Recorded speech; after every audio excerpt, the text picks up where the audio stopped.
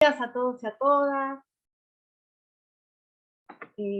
Damos inicio a esta primera capacitación del año, del 2023, que es sobre los aspectos básicos del derecho familiar.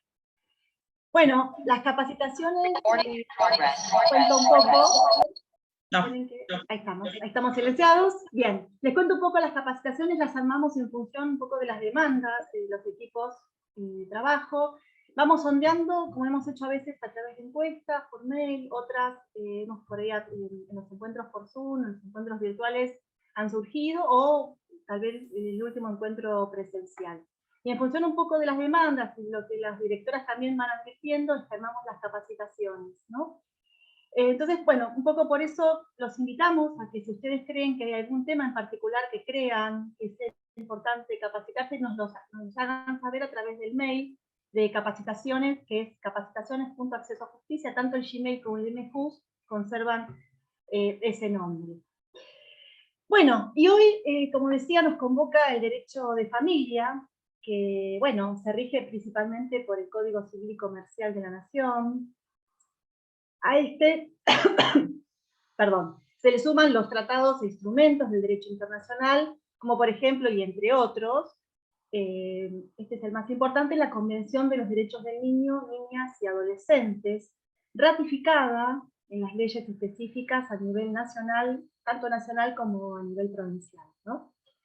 Todas se inspiran en los principios claves, como que son, ¿no? Como el interés superior del niño, la niña y el adolescente, el derecho a la vida, a la supervivencia y al desarrollo, el derecho a ser escuchado y a no ser discriminado.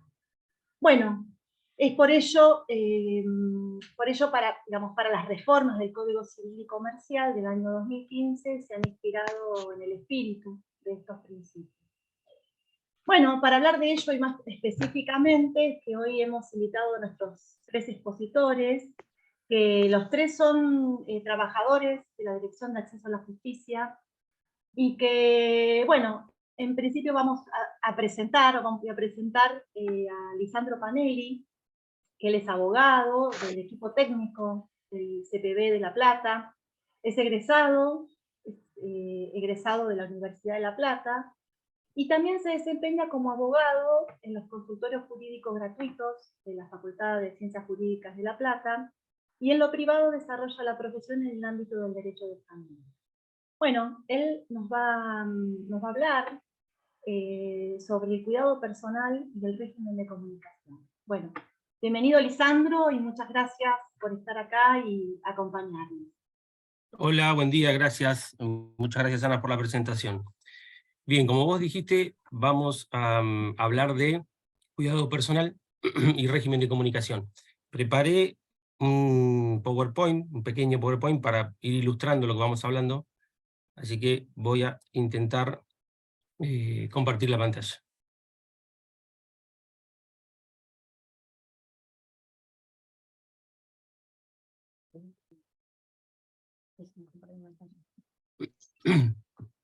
No me está dejando compartir pantalla.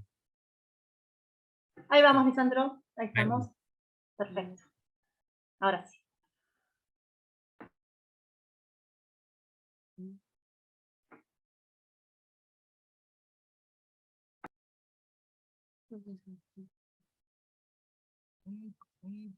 ¿Ahí estamos, Lisandro? A ver si Juan Cruz la va a compartir él. Bueno. Ahí está, no, entonces, ahí estamos viendo, perdón, ahí estamos viendo la pantalla compartida de tu PowerPoint. A ver.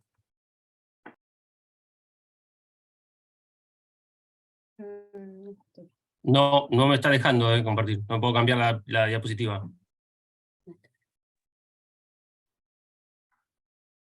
A ver, ahí vamos. Sandro, ¿me escuchás? Juan Cruz está...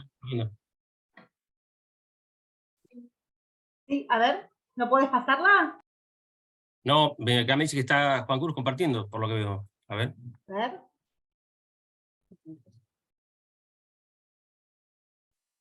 Sí, que comparte Juan. Vos, si querés, va pasando a medida que vas hablando, o anda indicándole, si querés, cuándo pasamos la diapositiva, ¿sí? Bueno, Juan, por favor, pasá a la siguiente. Los temas que vamos a desarrollar hoy son esos dos, cuidado personal y régimen de comunicación, pero previo a eso, quería hacer una introducción de lo que es la responsabilidad parental. Si pasamos a la filmina siguiente, vamos a ver el artículo que hace referencia a eso y da el concepto de responsabilidad.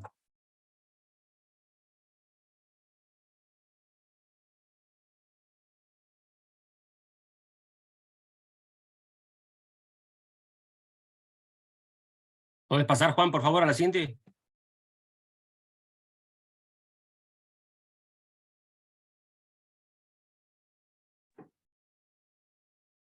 Ahí vamos, ¿eh? Bueno. Ahí vamos, ahí vamos. Ahí está Juan acomodando las diapositivas para poder pasar. Bueno, mientras tanto les voy contando igual que lo que van a ver en la primera filmina es el artículo 638. Tenemos en cuenta que esto es una materia codificada y quien nos va a guiar en la charla precisamente son los artículos del Código Civil y Comercial. Entre las modificaciones que hizo el Código de 2015 fue traer conceptos directamente al Código. Si bien en el anterior Vélez estipulaba o creía que no eran propios de un código los conceptos, vemos que para aclarar el legislador ha determinado y ha decidido así hacerlo. Y en el artículo 638, que es lo que está en la primer filmina, no sé si ustedes la están viendo.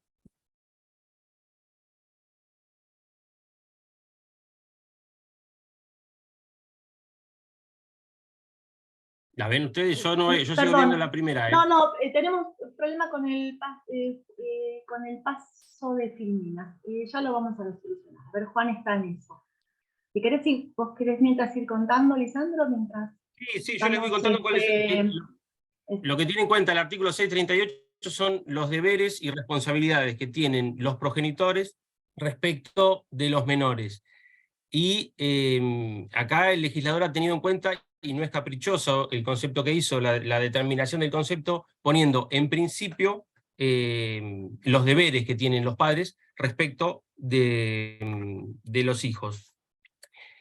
Ha tenido también, como vos dijiste bien en la introducción, el legislador ha tenido en cuenta el convenio de los derechos del niño y los principios esencialmente que tiene el artículo 638 que nos trae, perdón, en el 639 son los tres: el interés superior del niño, la autonomía progresiva y el derecho a ser oído. Estos tres principios son esenciales y los vamos a ver a lo largo de toda la charla, porque en cualquier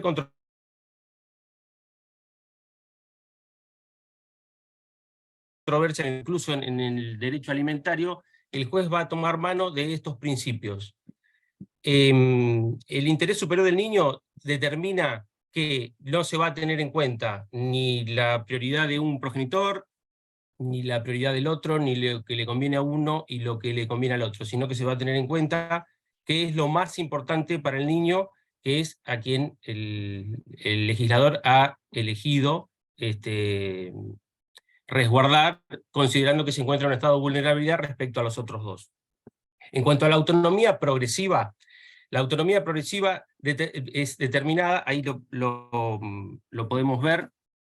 Bien. Creo que eso es lo que les decía que está en el artículo 638, que habla de la conceptualización de la responsabilidad parental. Después, en la filmina siguiente vamos a ver los principios que son los que trae, acogidos desde la Convención de los Derechos del Niño. En la Convención, que ya tenía rango, ya tenía rango constitucional, se pueden ver en los primeros artículos, desde el 2 hasta el 7, el 12, vemos ahí estos principios, que después fueron introducidos en forma específica en el Código Civil. La autonomía progresiva del niño hace referencia a que mayor responsabilidad de los padres, a menor autonomía, y a medida que el niño va creciendo, va adquiriendo autonomía propia y le permite la determinación de algunas actividades. Lo vamos a ver desde el nacimiento del hijo hasta los 18 años de edad. Y podemos ver que, por ejemplo, a los 16 tiene ciertos derechos por sí que puede comenzar a realizar. El tercer principio que nos trae, que es el derecho a ser oído, e igual de importante en la segunda parte, determina que ese derecho a ser oído tiene que ser tenido en cuenta. Este principio que ahora lo vemos en el Código Civil, anteriormente los que litigamos en la profesión, en el derecho de familia, sabemos que era muy difícil conseguir que el niño sea oído, y más difícil aún que después de ser oído, esa escucha se vea representada en la decisión judicial. Por suerte, el código ha traído este principio en específico y ya no es tan, difícil de conseguir en las decisiones. El código determina que las obligaciones de los padres van a ser iguales tanto para los hijos matrimoniales como para los hijos extramatrimoniales. Se presume además que una decisión llevada adelante por un progenitor conlleva la decisión del otro.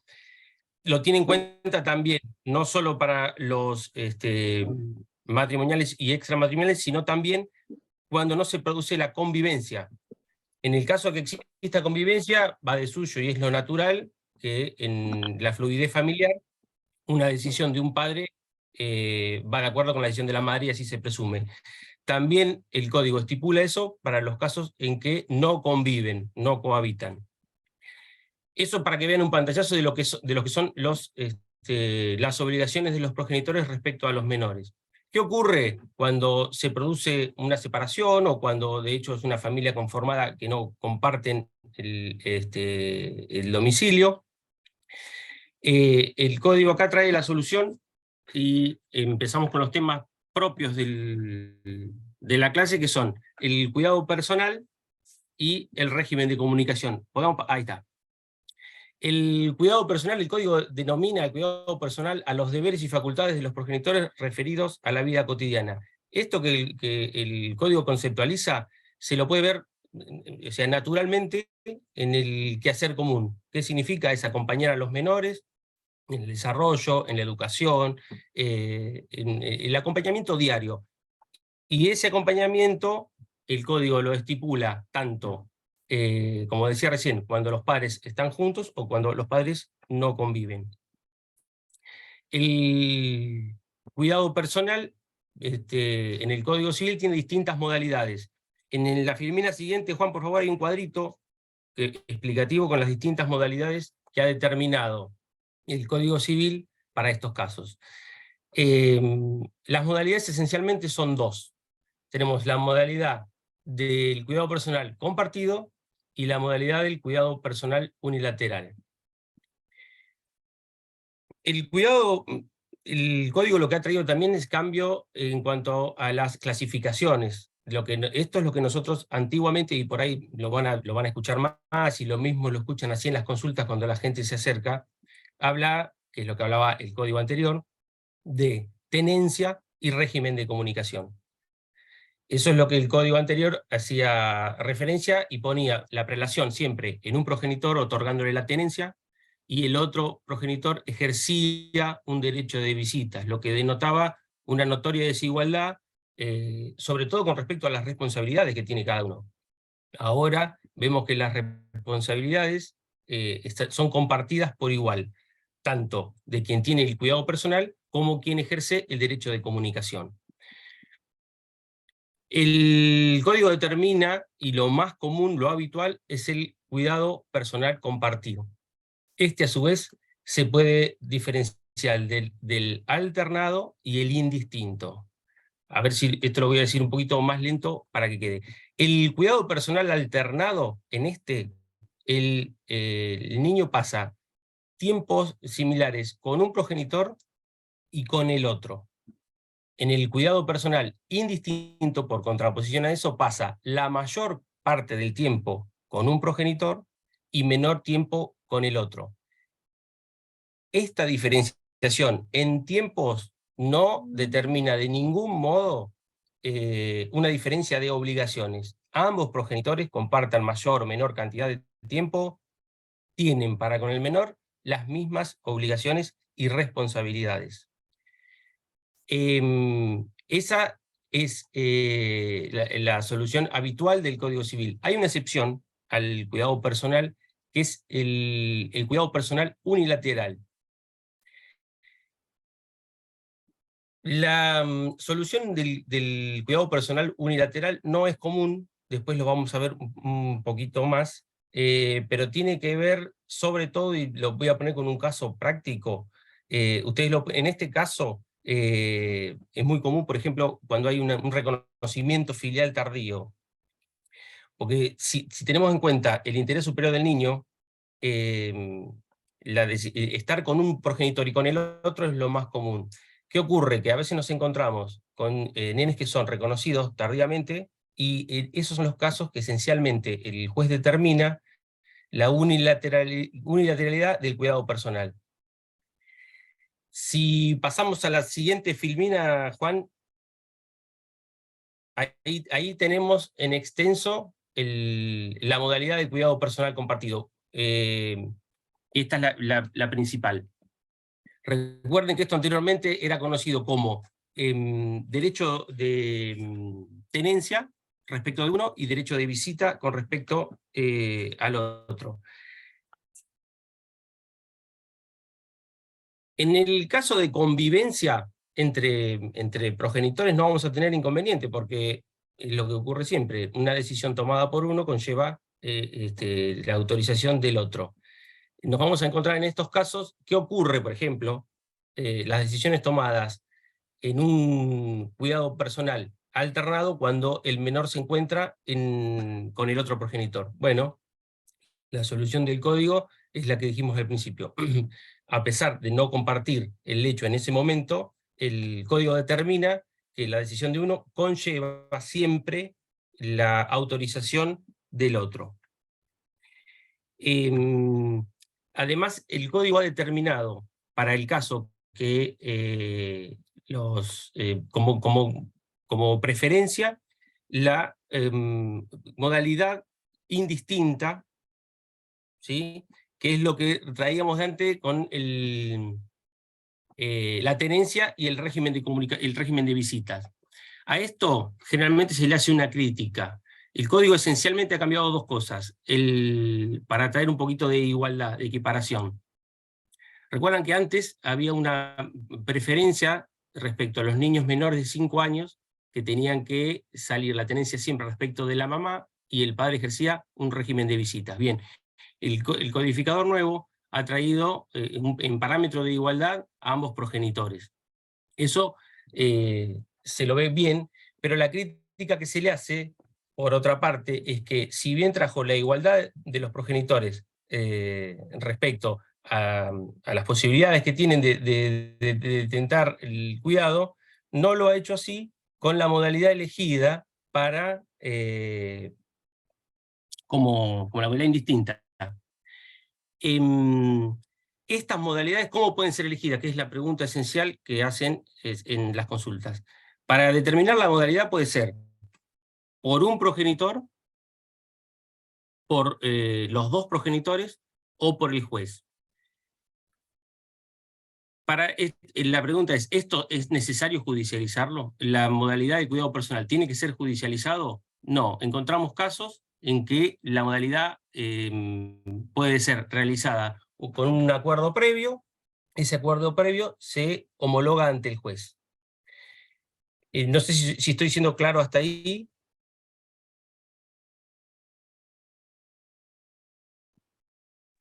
Pueden utilizar el chat si quieren preguntar o algo no entendieron, o pueden abrir el micrófono para preguntar, y si no, digamos, los pueden anotar y a lo último respondemos todas las preguntas, como prefieran, todas las opciones.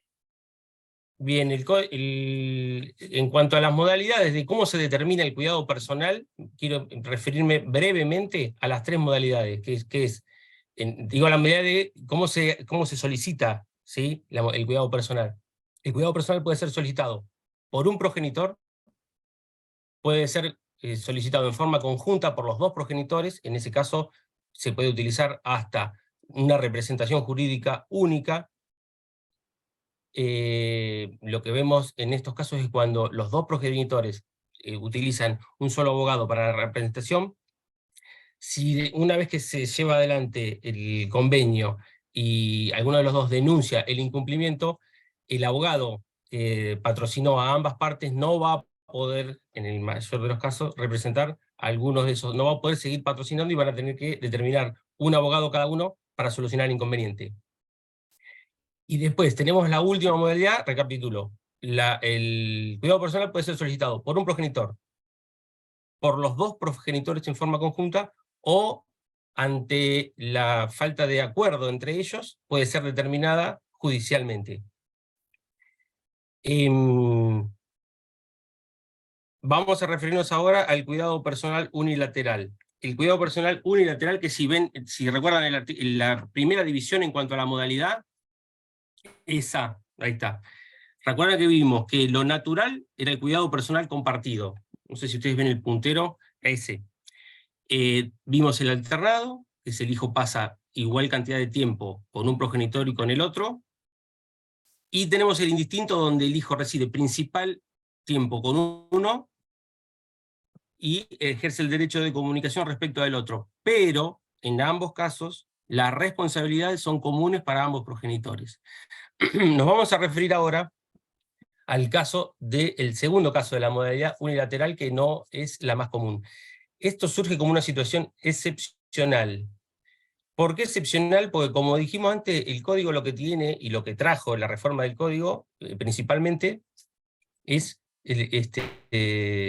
la responsabilidad que tienen los progenitores respecto del cuidado de los niños. Y en esto lo que quiero traer es un caso práctico. Recuerdan que yo les dije que lo vemos, porque a primera vista parecería como que no es natural que el cuidado personal esté en cabeza de un solo progenitor. El caso típico de esto son los niños de reconocimiento tardío, o que el padre no tuvo contacto con ellos, y estamos hablando de menores muy chiquitos, y que la determinación de un cuidado personal en forma alternada, ¿sí?, no sería bien visto o no, no es lo más común. El juez en este caso, como dije que es una excepción, va a tener en cuenta la edad del hijo, la opinión del hijo, porque como vimos tiene derecho a ser oído, tiene que tener en vista el mantenimiento del centro de vida del menor, que es lo que yo le decía. Un niño que venía generalmente con su mamá, se produce el reconocimiento paterno, tardío, y el juez va a tener muy en cuenta ahí el centro de vida del niño para determinar la unilateralidad de la modalidad del cuidado personal.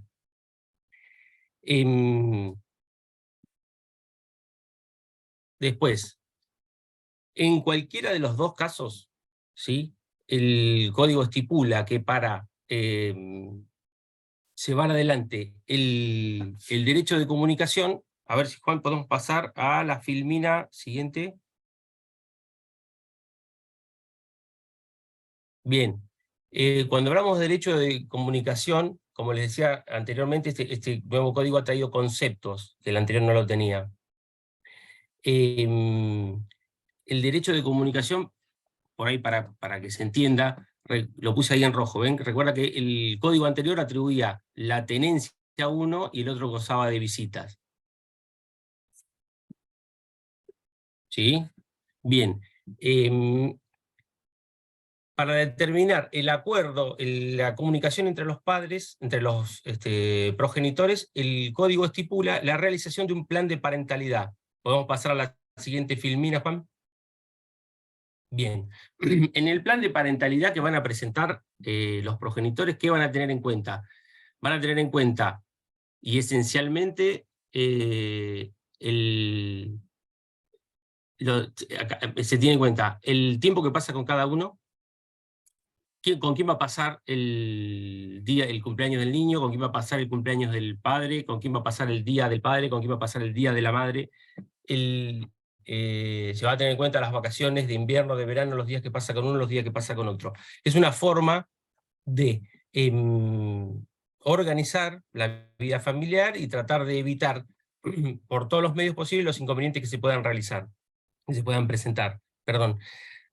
El plan de parentalidad puede ser presentado en forma, esto es bien de proceso, puede ser presentado en forma autónoma o puede ser presentado dentro del régimen de comunicación. Incluso es obligatorio presentar este plan de parentalidad cuando se realiza el divorcio.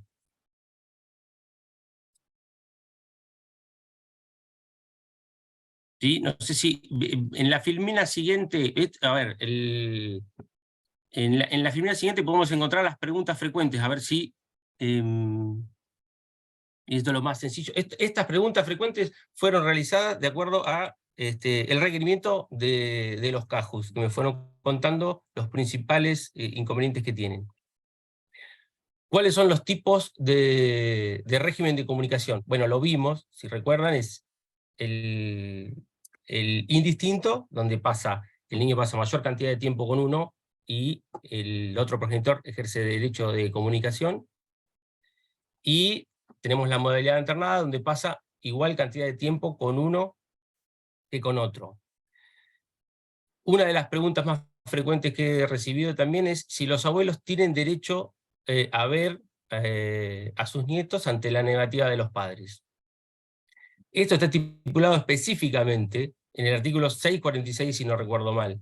Los abuelos tienen derecho de visita, es más, no solo los abuelos, sino los parientes y personas con los que tenga relación el niño, tienen derecho al régimen de comunicación. Este derecho de comunicación se ejerce igual que en el caso de los progenitores. Si no se puede realizar en forma autónoma, se tiene una acción judicial para hacerlo. Después, ¿es obligatorio judicializar el régimen de comunicación? Bien, como vimos, no. El régimen de comunicación, en principio, devenida la separación de los progenitores, el régimen de comunicación se puede llevar adelante sin ningún tipo de acuerdo, y muchísimas veces se lleva bien, no tienen inconvenientes, no pasa nada, y se estipula en forma privada. ¿Eso es obligatorio judicializarlo? No. Un paso siguiente a eso es determinar un régimen de comunicación que se puede hacer entre las partes, y lo pueden hacer con un abogado privado. Ese régimen se puede cumplir sin ningún inconveniente. En los consultorios jurídicos de la facultad lo utilizamos mucho con la medida de amigable componedor. Se puede presentar a homologar, y en el caso de homologar ese acuerdo va a tener el valor de una sentencia, y ante el incumplimiento, incluso una vez homologado, se puede denunciar. De hecho, si el acuerdo no hubiese sido homologado, se puede presentar a homologar, y una vez homologado, se puede denunciar el incumplimiento. La pregunta 4 dice, ¿qué ocurre ante el incumplimiento? Bien, lo que venía diciendo recién, todo incumplimiento en el régimen de comunicación puede ser denunciado. Tiene que ser denunciado en el mismo juzgado donde está el expediente principal. Después, si el alimentante no deposita la cuota, esto me estoy metiendo un poquito en el tema que va a dar María José después, ¿se puede impedir el contacto con los menores? No. El contacto con los menores no se puede impedir, porque el principio principal, como hemos visto, del contacto con los menores no es la conveniencia de un progenitor o la conveniencia del otro, sino es el interés superior del niño. Y la comunicación fluida es en favor de los menores y no de los progenitores. Después, ¿qué ocurre si un progenitor se quiere mudar de ciudad o de provincia? Bien, recuerda que, como vimos, las decisiones tomadas por un progenitor conllevan la autorización del otro, salvo algunas excepciones, como son contraer matrimonio, que lo pueden hacer de acuerdo a la autonomía que van adquiriendo entre los 16 y los 18 años. Ahí necesitan la autorización de ambos progenitores. Ingresar a un monasterio eclesiástico, ingresar a las Fuerzas Armadas, ingresar a las Fuerzas de Seguridad, esos son los casos en que necesitan el acuerdo de las voluntades de ambos progenitores. Y el caso de la pregunta en específico, ¿qué ocurre si se quiere mudar de provincia? Bien, el juez, en ese caso, si se ponen de acuerdo los padres, obviamente no va a pasar nada, se va a mudar. En el caso que uno de los progenitores quiera mudarse y el otro no, bien, van a tener que judicializarlo, y el juez a ese momento va a requerir el auxilio, si se me permite el término, de los principios rectores que vimos, que es el centro de vida del niño, se va a tener muy en cuenta, se va a tener en cuenta la autonomía y se va a tener en cuenta el derecho a ser oído y tener en cuenta sus solicitudes. Después, me preguntaba si se puede modificar un régimen que ya establecido judicialmente. Sí, el régimen se puede modificar, se lo realiza a través de incidentes que se solicitan en el juzgado donde se ventila la causa principal. La modificación de los acuerdos ocurre habitualmente de acuerdo a cómo se va desarrollando la dinámica familiar y de acuerdo a cómo se va modificando la vida de los menores. No sé si hay alguna pregunta más, hay un tema que no ha quedado claro.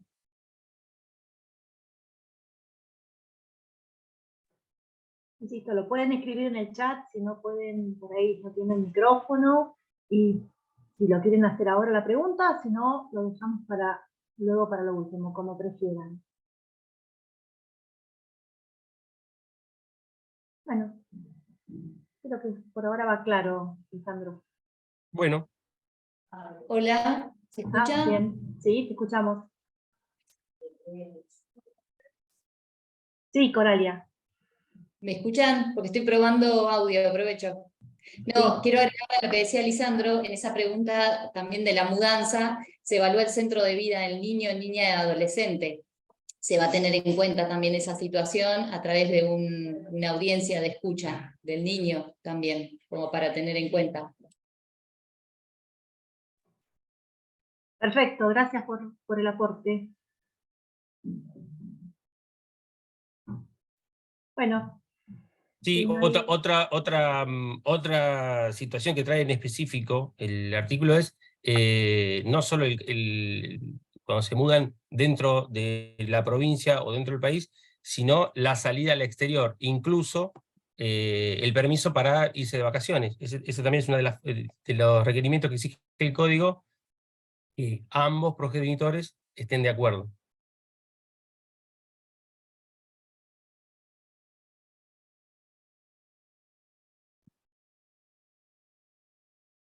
¿Sí? Si quedó claro, llegamos al fin de la exposición. Bueno, muchas gracias. Igualmente, si por ahí les quedó una duda o por ahí luego, escuchando a los siguientes expositores, hay alguna que puede pasar, ¿no? Si generan dudas, los invitamos a que lo escriban en el chat y luego al final, si quieren, leemos las preguntas o, bueno, sobre el final volver sobre alguna inquietud o alguna pregunta que les haya generado. Bueno, gracias, Lisandro. De nada. Y bueno, continuamos con nuestra segunda expositora, que es María José Doña. María José trabaja en el campus de las descentralizadas de Interior, es el campus Villa Gesell Pinamar, es integrante, bueno, de este equipo, ¿no? Ella es egresada de la universidad, es abogada, egresada de la Universidad de Mar del Plata, es abogada del niño y también ha cursado la carrera de especialista en familia, infancia y adolescencia en la UBA. Ella nos va a hablar, un poco siguiendo la continuidad de esto, sobre los alimentos. ¿Qué son los alimentos? ¿Qué comprenden los alimentos? Y quiénes pueden reclamar. Digo, a grandes rasgos son estos títulos, pero bueno, te escuchamos, María José, y muchas gracias por estar acá. ¿Cómo estás? Bueno, buenos días a todos, muchas gracias por la presentación. Vamos a tratar de evacuar todas las dudas que tienen sobre alimentos y bueno, después seguramente se van a dar alguna pregunta o algo específico, pero bueno, lo principal era armar una charla con lo básico de lo que es cuota alimentaria, qué comprende, quiénes pueden reclamar, cómo podemos hacer las presentaciones, dónde nos tenemos que dirigir y qué pasa cuando la parte obligada al pago de la cuota alimentaria no nos ayuda, ¿sí? O no no termina haciéndose responsable de su obligación. No sé si yo puedo compartir el Power. A ver. Sí, si no, avisamos que lo comparte Juan. A ver ahí. A ver. Me dice, el anfitrión inhabilitó la función de compartir pantallas. Entonces, Bien, así que voy a entonces que necesitar a Juan.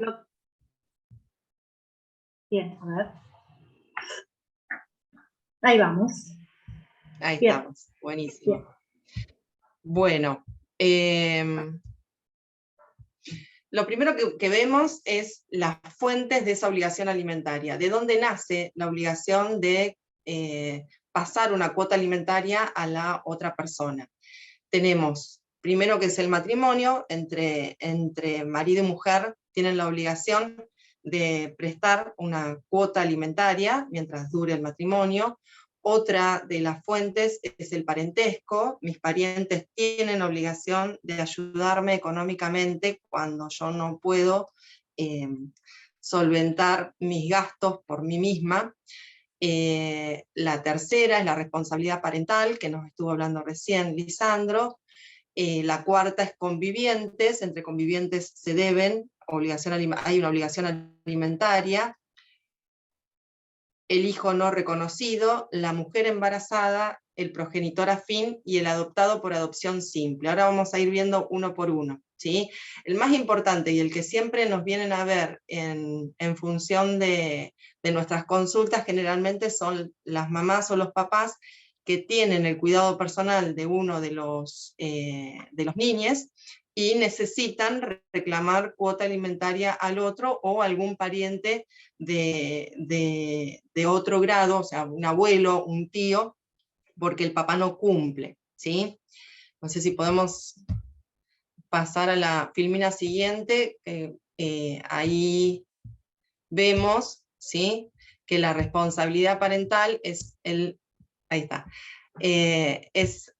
tiene como deber, además ¿cómo se llama?, del cuidado del niño. Yo tengo esto que nos contaron, no me quiero pisar con Lisandro, pero esto de cuidar del niño, de convivir con él, pasarle cuota alimentaria, abonar una cuota alimentaria y educarlo, ¿sí?, dentro de los parámetros de lo que cada uno de los progenitores puede hacer, ¿sí? Esto no siempre y en todos los casos es igual, entonces tenemos que ver la situación particular de cada una de las familias como para poder ayudarlos y asesorarlos, ¿sí? No sé si podemos ver la filmina siguiente. Bien. La base de la obligación de alimentos nos la da el 658 del Código Civil y Comercial. Nosotros cada vez que planteamos un caso, además de cuando presentamos una demanda o presentamos un reclamo, lo primero que tenemos que hacer es revisar nuestro código, y ahí volcamos o de ahí sacamos todas las reglas generales. Después podemos ir un poquitito a lo que son las convenciones y demás, pero nuestro Código Civil, después de la reforma del 2015, ha ampliado todas esas falencias que tenía el código anterior, el Código Civil, antes era Código Civil nada más, que hacía que nos faltara herramientas a la hora de hacer el reclamo, ¿sí? Bueno, la regla general son ambos progenitores los que tienen la obligación y el derecho, ¿sí? No solamente es una obligación, sino que es un derecho. Yo tengo la posibilidad de ser reclamado cuando no cumplo con esa obligación que tengo por el otro progenitor. Tengo el derecho de criar a mi hijo y de alimentarlo. ¿Qué significa esto? Que tengo que pasar, que tengo que abonar o que tengo que cuidarlo de forma tal que mi hijo no pase ninguna necesidad cuando tiene cuando tiene que cumplirla, cuando tiene que llenar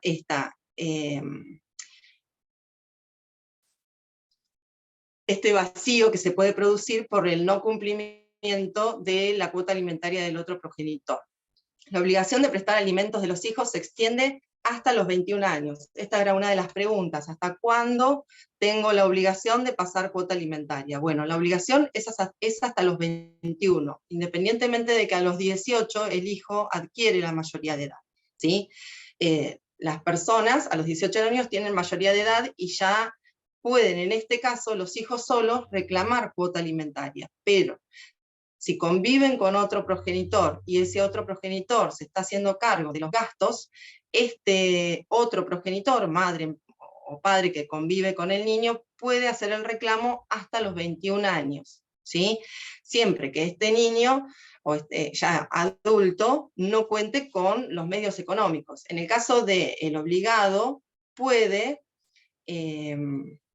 acreditar que el niño, o que ya adulto, no necesita de su apoyo económico, y de esa forma va a cesar esta obligación alimentaria. Pero si yo no puedo terminar, yo papá o mamá, no quiero pasar más cuota alimentaria a partir de los 18 años, tengo que comprobar, ¿sí?, que mi hijo o hija no tiene la necesidad de seguir teniendo mi ayuda económica después de los 18, ya sea porque está trabajando, ya sea porque está casado, o por la situación que se fue del país y estaba viviendo en otro lugar y se puede mantener por sí mismo, entonces ya cesa esa obligación alimentaria. Si no, es hasta los 21.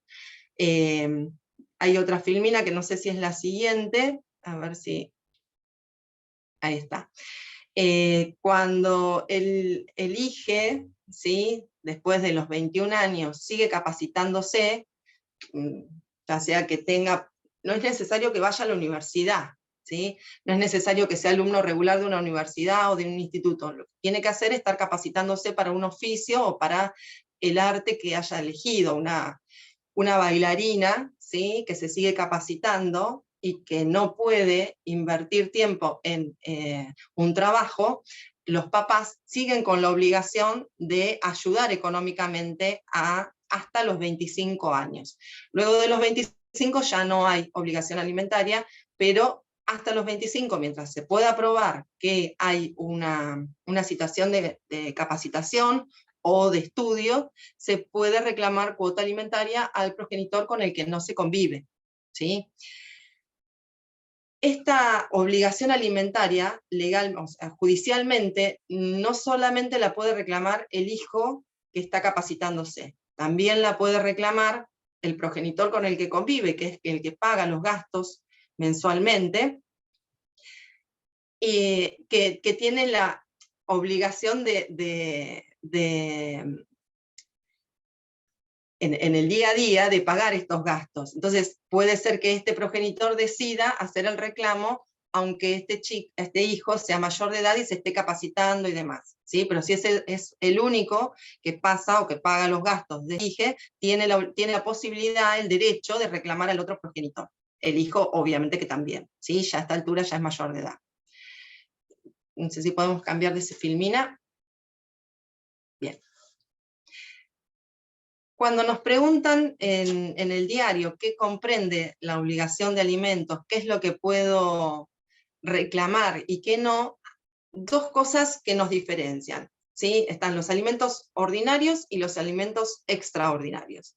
Los ordinarios es fácil, desde el 0 hasta los 18 o el 0 hasta los 21, comprende lo que es alimentos, lo que es ir al supermercado, hacer las compras, eso está determinado por lo que se llama manutención, ¿sí? El gasto diario que yo tengo en criar a un hijo. Incluye dentro de los gastos ordinarios la educación que yo le estoy brindando, los gastos que tengo para educar a mi hijo, ya sea que lo mando a un colegio privado o que lo mando a un colegio del Estado, que en el colegio del Estado igualmente se necesitan útiles, se necesitan fotocopias, se necesitan guardapolvos, se necesita ropa, se necesita cosas que son específicas de una mochila, que son específicas de esa educación, una salida escolar, esas, las pequeñas, las chiquitas, las que no generan un gasto un gasto grande, están incluidas dentro de lo que es educación. ya sea una cuota de un colegio privado, la cuota de la cooperadora, está todo en educación.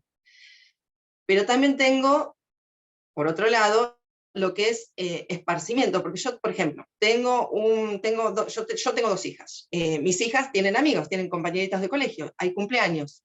Entonces, esos gastos que yo tengo, que se me generan en el día a día, en un cumpleañito, que hay que comprar el regalo, que hay que preparar al niño, que hay que llevarlo, están en lo que es esparcimiento, o si lo llevo al cine, o si lo llevo al McDonald's, o algo que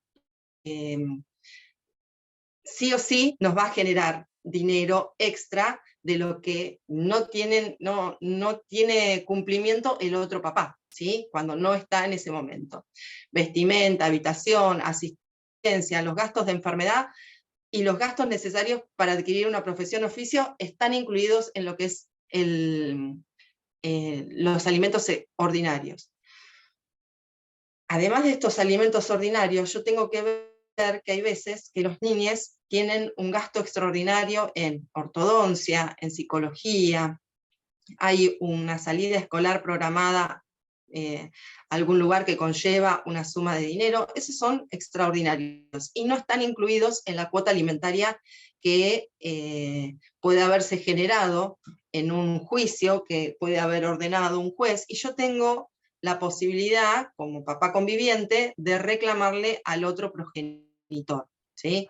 Hay progenitores que directamente no hacen el reclamo, hay veces que los papás pueden llegar a tener un buen vínculo y participan 50 y 50 en estos gastos, pero si yo no tengo un papá que participa, que yo no tengo posibilidades de pagarlo, tengo que saber que tengo el derecho de reclamárselo como alimento extraordinario. No va a ir judicializado en el mismo expediente, porque los juzgados de paz y los juzgados de primera instancia o juzgados de familia no te permiten judicializarlo en el mismo expediente, pero yo tengo mala conexión, ¿se corta? ¿No? ¿Está bien? No, se escucha bien, se te escucha bien, sí, sí. Bien, bien. Porque veía que decían que había mala conexión. Bueno, en el caso de que yo tenga que hacer el reclamo, lo voy a tener que hacer por un incidente por separado. Esto genera por ahí un malestar en el papá conviviente que tiene que hacer el reclamo, porque además del reclamo que hizo en su momento de cuota alimentaria, no se prevé generalmente en la sentencia los gastos extraordinarios de los niños, y debemos reclamarlo en otro expediente más, ¿sí? Bueno, está bien. Cuando yo hago el reclamo de cuota alimentaria, cuando yo presento una demanda de cuota alimentaria, o yo, mamá, voy a hacer el reclamo, no solamente tengo que ver en lo que mis hijas necesitan, sino también tengo que ver cuál es la posibilidad económica del obligado a esta cuota alimentaria. En el caso de que el obligado sea el papá trabaje y trabaje en blanco, y podamos demostrar cuál es el ingreso, es fácil demostrarlo. Lo difícil es cuando yo tengo un papá que no trabaja en blanco, o un papá que no trabaja directamente, o que trabaja como monotributista. Entonces hay mucha carga por parte del que está reclamando de poder demostrar cuál es el ingreso que tiene este progenitor. Y ahí es donde recurrimos a todas las herramientas que podemos llegar a conseguir. La más importante, ahora no sé si en toda la provincia, pero por lo menos en la zona donde yo trabajo, siempre nos habilitan a enviar un oficio. Es un oficio al sistema Sintis, que es donde están todas las actividades económicas que una persona tiene, ¿sí? Entonces se manda por mi Argentina, oficio STAD, y son bastante rápidos, a los 15, 20 días ya tenemos respuesta, donde nos dicen qué cantidad de viviendas posee, autos que posee, si cobra en blanco, si tiene un monotributo o es responsable inscripto. Entonces nos permite eso, tener una base de cuál es el ingreso promedio del alimentante, ¿sí? Y a su vez, si nosotros sabemos que ese alimentante que no trabaja o que no trabaja en blanco sale del país, le podemos pedir un oficio a migraciones para que nos diga los ingresos y egresos. Entonces, a las tarjetas de crédito, de esa forma vamos comprobando si sabemos cuáles son los gastos de este alimentante, podemos saber también cuáles son los ingresos, ¿sí? Si puedo gastar X cantidad de dinero, también puedo entender que de algún lado está ingresando, por más que yo lo tenga escondido. Entonces, en la mayoría de los casos se nos presentan esas dificultades, pero a raíz de la digitalización se permite, o ha sido un poco más fácil este último tiempo, de conocer, hasta Mercado Libre te dice cuáles son los gastos que tenés, que compraste o que no compraste en los últimos tiempos, y sabes perfectamente más o menos cuál es el ingreso, por un indicio que puede llegar a tener el juez o jueza a cargo, ¿sí? Obviamente que en el caso de las necesidades del alimentado, ¿sí? Hay que hacer una especie de liquidación donde se establece punto por punto, judicialmente, qué es lo que estamos reclamando para armar un detalle que pueda ser explicativo o ejemplificativo para la jueza. Hay muchos jueces que ya no te piden el recibito o la factura del supermercado porque eso no es necesario. Pero sí es cierto que en muchos juicios, una vez que está establecido la cuota alimentaria, se establece también una forma de actualización por el tema de la gran inflación que tenemos en nuestro país. Y si no lo da la jueza, lo tendríamos que pedir los abogados que trabajamos, o mismo la parte se lo puede pedir al abogado. Eso también lo podemos asesorar para evitar un nuevo juicio de alimentos para hacer una actualización de esa cuota alimentaria, ¿sí? No sé si podemos pasar a la siguiente, Vilmina. Bien. Desde desde el nuevo Código Civil, desde el 2015, tenemos este artículo que es el 660, que a las tareas de cuidado de los niños se le ha establecido un valor económico, ¿sí? Porque en realidad se entiende que la persona que está al cuidado de los niños en las 24 horas del día, los 7 días a la semana, tiene un gasto extra en tiempo, en organización, en el cuidado diario, a preparar una comida, en ir a buscarlo al colegio, las actividades, que tiene una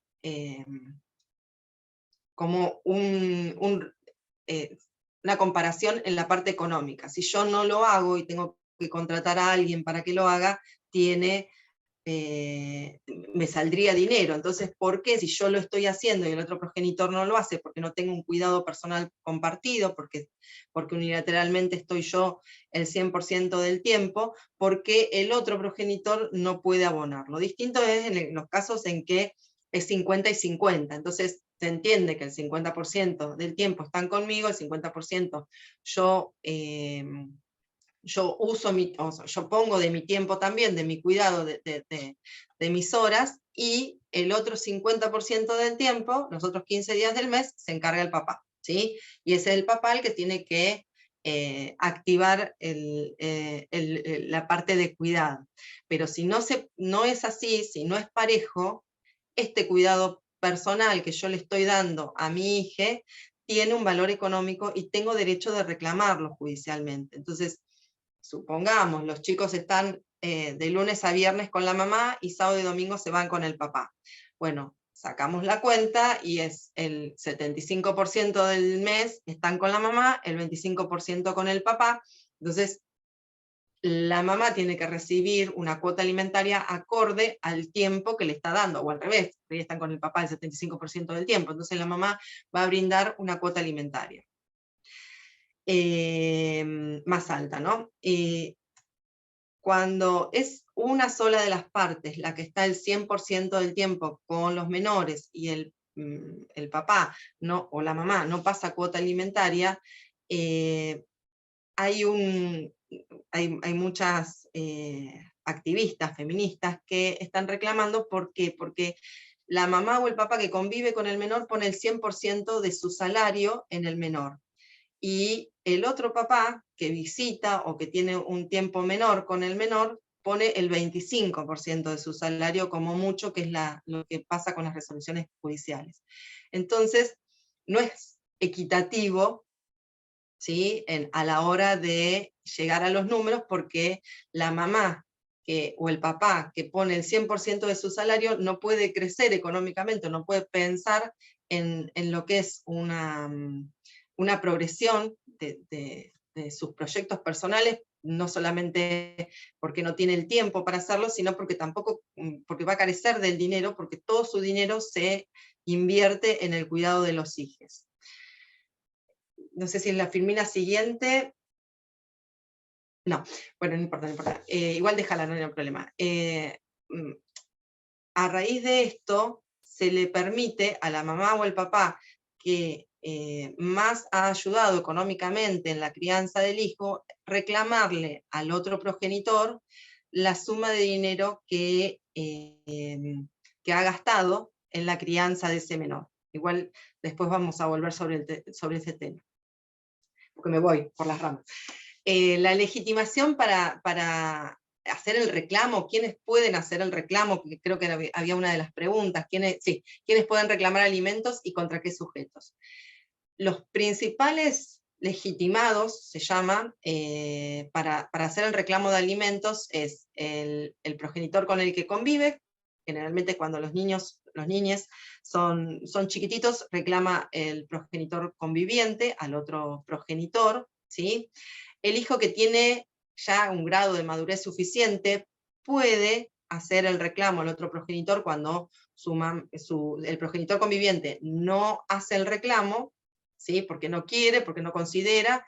Es el propio hijo, ¿sí?, acompañado por el abogado del niño, que después vamos a ver la figura también, o por asistencia letrada por el Ministerio Público, ¿sí? El Ministerio Público, a partir de los asesores de menores, los defensores, pueden participar y acompañar, y están legitimando la presentación de los hijes menores de edad o mayores de edad, de reclamar esta cuota alimentaria al progenitor no conviviente.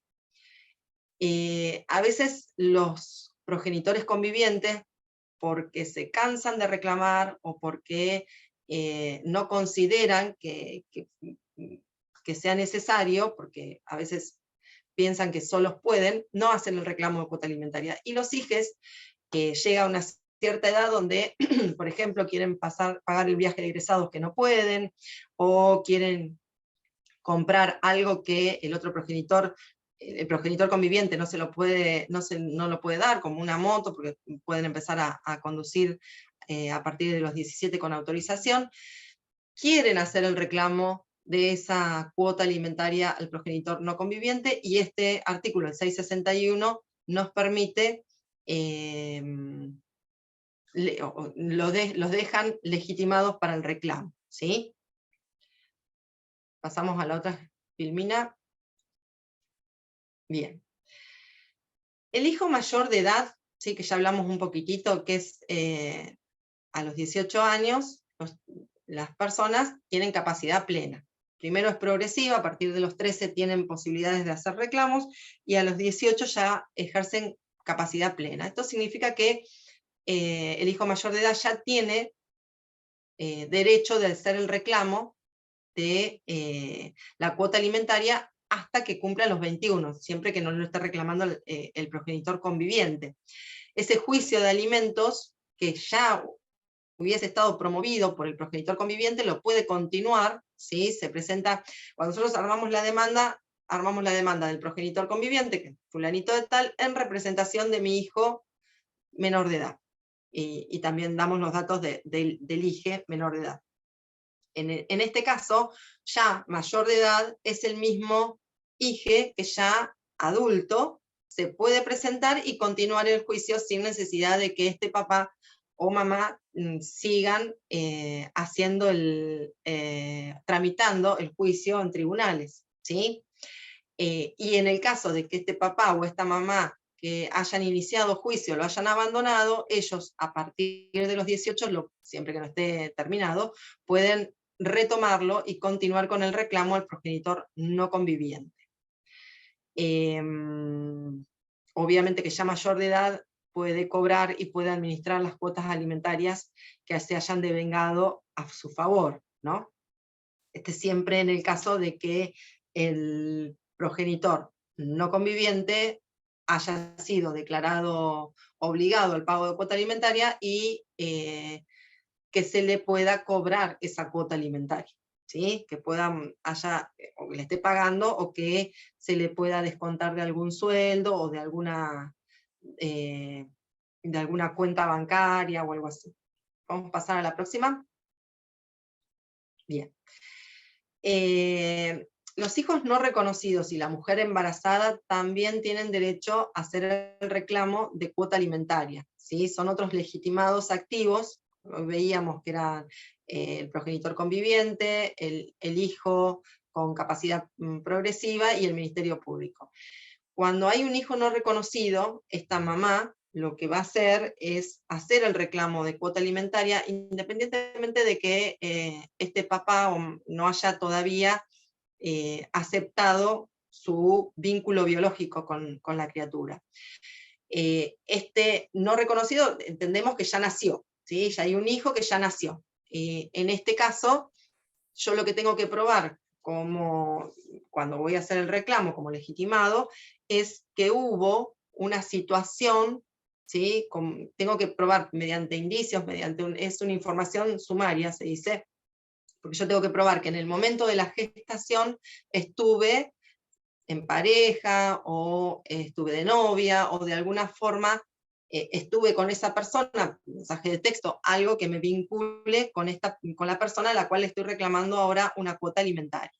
Esta información sumaria me va a permitir, ¿sí?, una cuota alimentaria que tiene un tiempo determinado, porque yo tengo la obligación de iniciar el juicio de filiación durante los próximos 6 meses.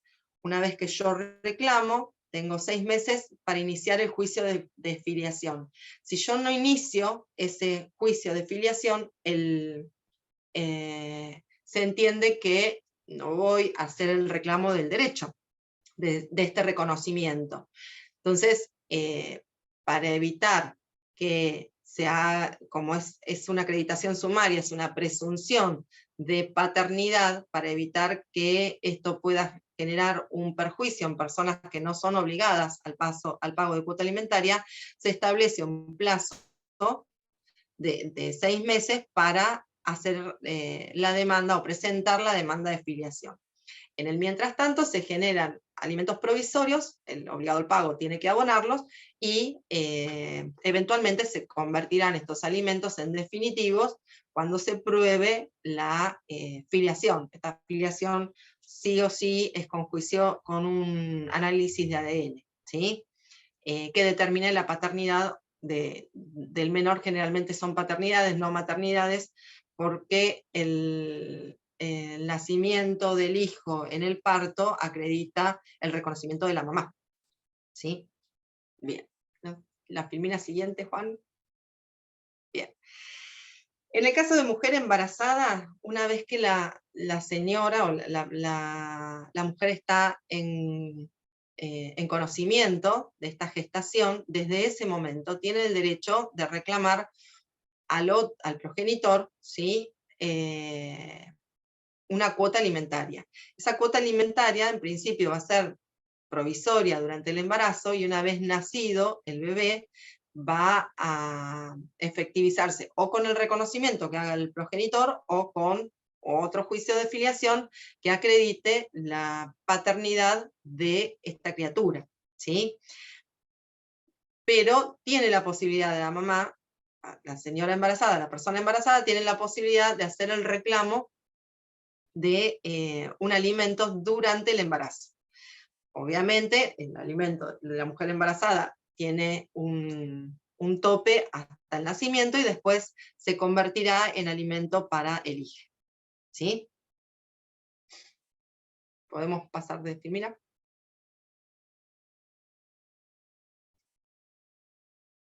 Bien. Acá lo que yo, lo que ya habló Lisandro, ya lo hablé yo también, es qué pasa con el cuidado personal compartido, ¿sí? Cuando tiene derecho, específicamente este artículo me interesa traerlo porque cuando los dos progenitores tienen el cuidado personal compartido, alternado o indistinto, que nos explicaba Lisandro, hay muchas veces que nos dicen, bueno, no tenés derecho a reclamarle al otro progenitor, porque el 50% del tiempo están con vos y el 50% del tiempo están con él. Así que ya está, cuando es así no hay posibilidades. Pero en realidad el artículo 666 nos permite que cuando la situación económica no es igual en las dos casas, ¿sí? Cuando hay una diferencia sustancial entre una casa y la otra, entre un progenitor y el otro, se permite hacer un reclamo de cuota alimentaria para compensar esa diferencia, porque si no, supongamos, los chicos están una semana con un progenitor y tienen un nivel de vida elevado, pueden acceder a un montón de cosas, y la otra semana, cuando están con el otro progenitor, no tienen ni para cambiar zapatillas, no tienen para cambiar el uniforme del colegio, porque el progenitor que tiene dinero puede pagar una cuota escolar alta, pero después, en la semana en que están con el progenitor que no tiene el mismo nivel económico, carecen de la posibilidad de hacer una salida con sus compañeros, porque no tienen el dinero, porque no tienen la ropa, porque a veces ni siquiera te comparten la ropa en una casa y la otra. Entonces, se puede iniciar, el 666 me da a mí la posibilidad de iniciar un reclamo de cuota alimentaria, aun cuando el cuidado personal esté en 50 y 50, o sea, compartido, indistinto o alternado con cada uno de los progenitores. ¿Sí? Acá lo que nos dice es que el hijo goce del mismo nivel de vida en ambos hogares. Obviamente que no vamos a pretender que sea esta cuota alimentaria para pagos de viajes o esas cosas, pero sí, por lo menos, que tenga para cubrir los mismos gastos ordinarios en ambos domicilios. ¿Sí? Podemos pasar de Filmina. Bien. Este por ahí no es tan habitual, pero que tengamos en los consultantes, pero si el hijo está fuera del país y está alejado de los progenitores, ¿sí? Ese hijo también tiene la posibilidad, por medio de consulado, de las embajadas, de hacer el reclamo, ¿sí? Y en el caso de que tenga que contraer alguna deuda, ¿sí? Si es adolescente, no necesita, ¿sí? Cualquier deuda que tenga que contraer, por ejemplo, se fue en un viaje de estudio, a veces es habitual que se vayan en viaje de estudio a Estados Unidos o Inglaterra, por el tema del idioma, generalmente son adolescentes, no han adquirido la mayoría de edad, y con solamente el asentimiento de un adulto responsable, ¿sí? Pueden contraer obligaciones, y es la parte de la representación diplomática de la República Argentina en el país donde se encuentren los que van a ayudarlos y asistirlos en estos casos. ¿Sí? Pasamos de Filmina. Bien. Cuando el papá o o el progenitor no conviviente no pasa una cuota alimentaria, ya sea porque no quiere o no puede, tenemos la posibilidad de hacer el reclamo a los ascendientes, ¿sí? Y ese juicio que yo le hago al ascendiente, ¿sí? Puede ser ese reclamo que yo le hago al ascendiente, puede hacerlo en el mismo juicio que yo le reclamo a los progenitores. Ahí hay jueces que no te permiten hacer la demanda contra los abuelos si antes el progenitor responsable no se acreditó que el progenitor responsable no está pasando cuota alimentaria. Pero el 668 nos permite hacer la demanda en forma conjunta a los ascendientes. Después veremos quién es el responsable o quién termina pasando la cuota alimentaria. Pero si yo tengo que hacer un juicio, que por ahí me dura 1 año y medio, 2 años, para que el progenitor se acredite que el progenitor no paga, y después de ahí empezar a reclamarle al abuelo, es una vulneración de los derechos de este niño, que tiene que esperar tanto tiempo para hacer el reclamo. Sí, obviamente que tengo que acreditar verosimilmente, de alguna forma acreditar que es responsable el ascendente, ahí tendría que presentar también el certificado de nacimiento de este progenitor que no se está responsabilizando, para que el abuelo o abuela sean responsables de esta cuota alimentaria. ¿Sí? ¿Se entiende? Bueno. Otra filmina, está. Otro tema fundamental en las consultas es qué pasa cuando el progenitor obligado al pago de la cuota alimentaria no abona la cuota alimentaria. ¿Cómo tengo que hacer yo para hacer el reclamo? ¿Sí? Bien. A ver, tengo varias medidas que puedo,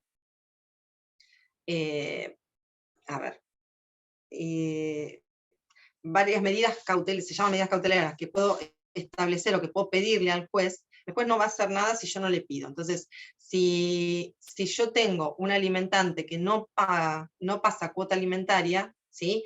Puedo pedir medidas cautelares, distintas medidas cautelares, que me permitan a mí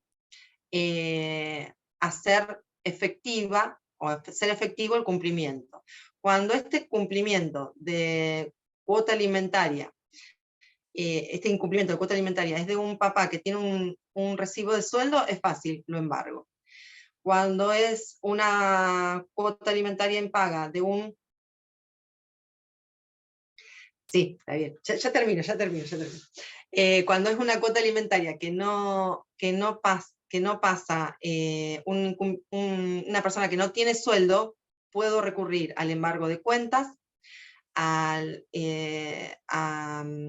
embargo de alguna sucesión que pueda llegar a tener este papá. Se puede embargar una cuenta de Mercado Libre o Mercado Pago que utilice generalmente para percibir cuando es comerciante. Y en su caso, no sé si es la primera siguiente, ahí está. Se pueden hacer por mercados pagos, por cuentas bancarias y demás, y en el caso de incumplimiento de órdenes judiciales, primero, si hay un incumplimiento de una orden judicial, se puede establecer una denuncia por desobediencia en la justicia penal. En algunas fiscalías nos lo permiten, otras no, pero bueno, es un intento, y hacer solidariamente responsable a la empresa que no hizo el embargo. El 551 es la empresa que no hizo el embargo de la cuota alimentaria. ¿Sí? Vamos a pasar a la otra filmina. Bien. El 552 es interesante a la hora de hacer las liquidaciones de cuotas alimentarias atrasadas, porque nos permite, ante el incumplimiento, aplicar la tasa de interés más alta que cobran los bancos a sus clientes. Esto antes se utilizaba la tasa pasiva del Banco Provincia, es una tasa de interés muy baja, y el alimentante termina pagando nada de intereses por su incumplimiento. En cambio, esta es más cercana a lo que es la inflación que tenemos en la Argentina, y por tanto, bueno, nos permite la equiparación en el caso de incumplimiento. Pasamos de filmina. Bien. Otras medidas para asegurar el cumplimiento como el 553 me permite, es muy amplio porque dice que el reiterado incumplimiento de la obligación alimentaria se pueden tomar medidas razonables, no dice cuáles, ni cómo, ni cuándo, entonces me habilita, para asegurar el cumplimiento, me habilita a mí a pedir todo lo que se pueda. Después el juez me dirá que sí o que no, pero las más usadas son la prohibición de la salida del país, que el papá no se pueda ir de viaje al exterior, la prohibición de ingreso a cancha de fútbol, que se ha dado en varias oportunidades, cuando son muy fanáticos de un club de fútbol, o en el caso de que la prohibición de la renovación de la licencia de conducir, es interponiendo el oficio en el registro de deudores alimentarios, que eso habilita o da un informe a todas las provincias para que no permita que la persona pueda renovar la licencia de conducir. Sí, ¿hay otra filmina más? Bien. Esto ya lo hablamos, no sé si querés pasarla. Bien. Un tema central es cuando el menor es adoptado, el niño es adoptado. Cuando un niño es adoptado por el progenitor afín, ¿sí? Queda la posibilidad, ¿sí? Que sigue teniendo la posibilidad de reclamar la cuota alimentaria o alimentos a los progenitores de origen, ¿sí? Al vínculo de origen. En el caso de que sus adoptantes no puedan o cumplir con la obligación alimentaria. No sé si tenemos otra filmina. No, esta es la última. Así que bueno, esas son un poquito el resumen de todas las dudas que había, que tenemos cada vez que vienen los consultantes. Si quedó algo que no es claro o que me quieren consultar. Gracias, María José, muy claro. Y sí, Perdón si por lo quieren consultar, lo que podemos hacer lo siguiente para dar lugar a nuestra tercera expositora de hoy es escribirlo en el chat o esperar que termine la última expositora y ahí armamos un intercambio, si quieren, con todas las dudas o preguntas que surgieron. Incluso ya algunos escribieron en el chat. Así, bueno, damos paso a nuestra segunda expositora. Bueno, muchas gracias, María José. Muy claro. Bueno, continuamos y ahora continuamos con Coralia Ojea, que ella es abogada, es egresada de la Universidad Nacional de La Plata. Ella es la directora del CPB de La Plata, ¿no? Y además es abogada del niño.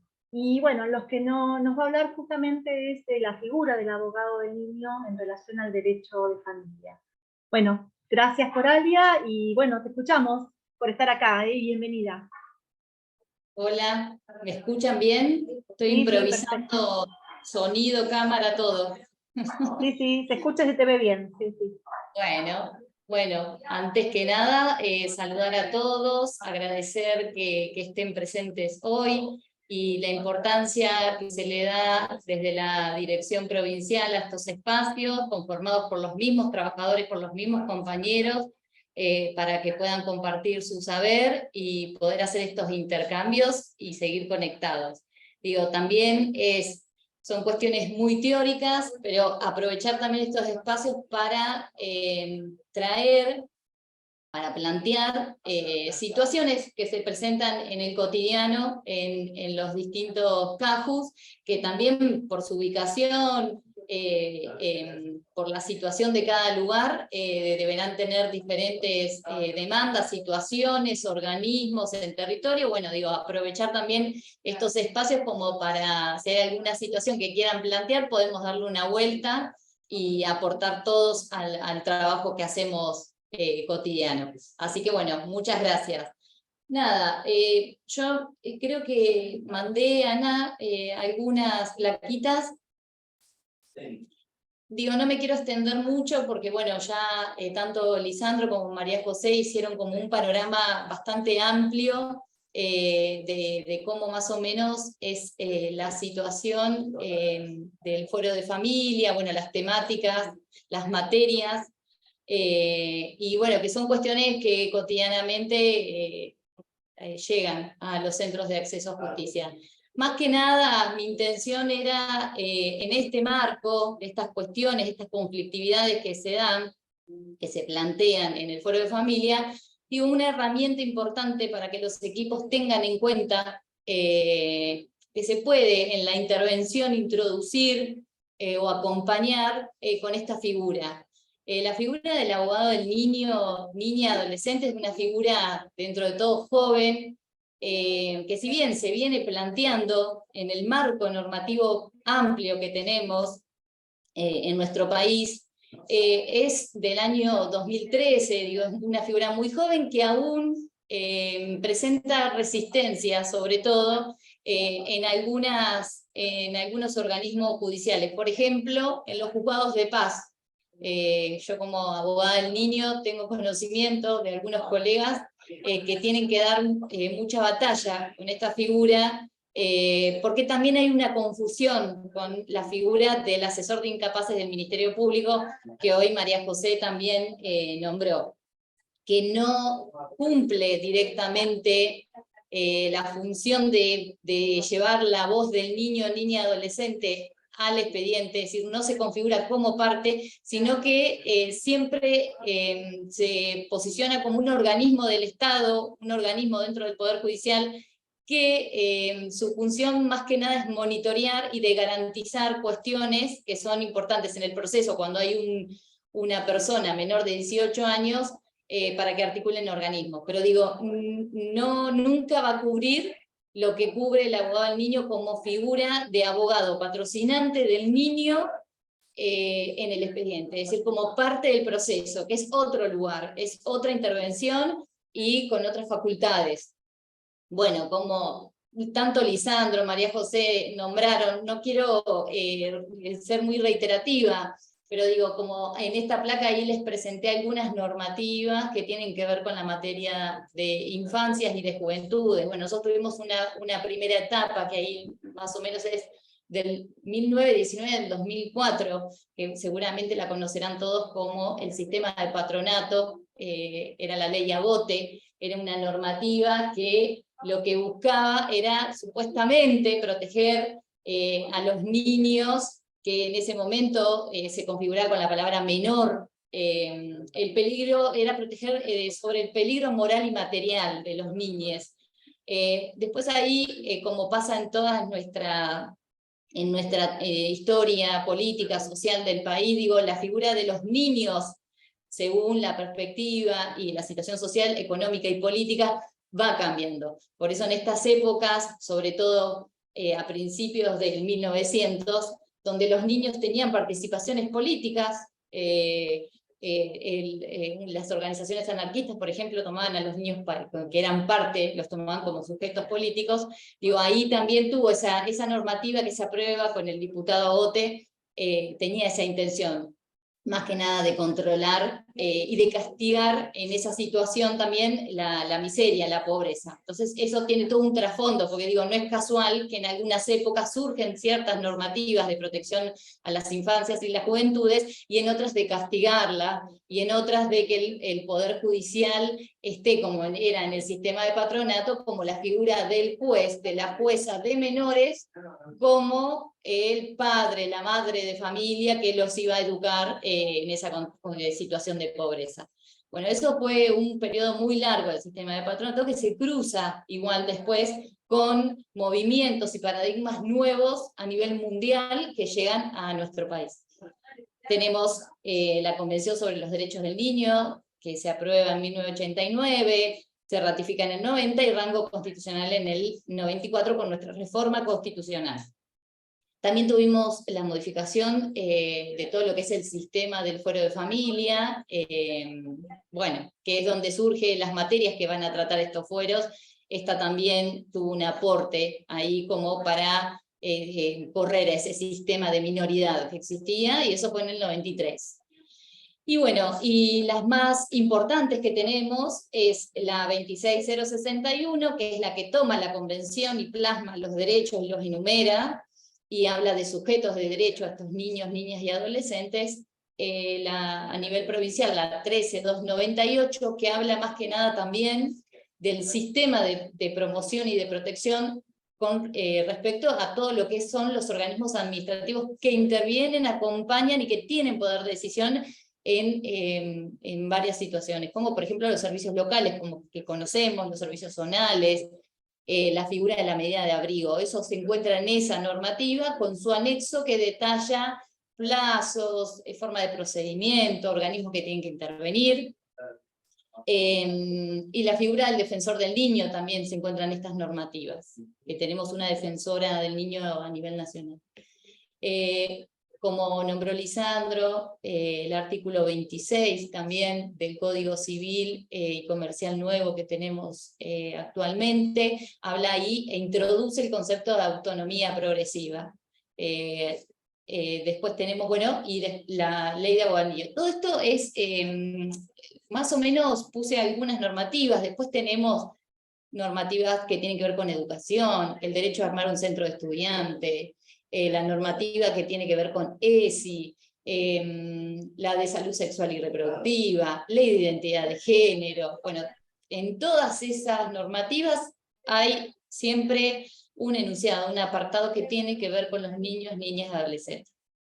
Bueno, la figura del abogado del niño, a ver si pasemos a la, ahí está, más o menos como para hacer, a ver porque no veo, voy a correr el cartelito. La figura del abogado del niño lo que representa acá es, va a regular el patrocinio letrado a niños, niñas y adolescentes hasta los 18 años, ¿no? Es, a ver, para que no estoy viendo bien, ahí estamos, disculpen, ¿eh? Bueno, como les decía, esta normativa, que es del año 2013, lo que introduce es lo que ya se venía nombrando en las otras normativas, ¿no? Tanto en la 26061, en el artículo 27, habla de un letrado preferentemente especializado en niñez para representar a los niños en los procesos. También en la convención hablamos del derecho a ser oído, interés superior del niño, hacer parte de los procesos y poder opinar respecto a situaciones que tengan que ver con su persona. El artículo 26 del Código Civil, como les decía, también habla de representantes legales, habla de conflictos de intereses, puede resolverlo a través de sus representantes legales, es decir, estaba todo muy nombrado, pero faltaba la normativa que especifique la figura. Esta normativa, entonces, es como les decía, la 14568. Patrocinio letrado, niños, niñas, adolescentes hasta 18 años.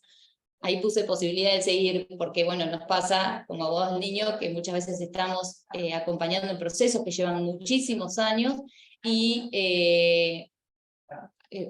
ahí en el medio cumplen la mayoría de edad, y bueno, el niño ahí tiene la posibilidad de elegir si quiere seguir con esta figura o no, si por el vínculo que uno genera también, de seguir con ese acompañamiento. Eso está en decisión del niño.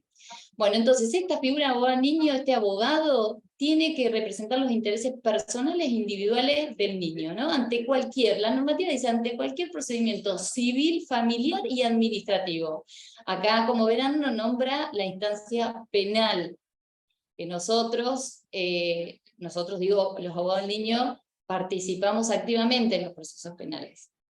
Justamente ahora hay un proyecto para modificar esta normativa para que se incorpore el fuero penal, porque es importantísimo.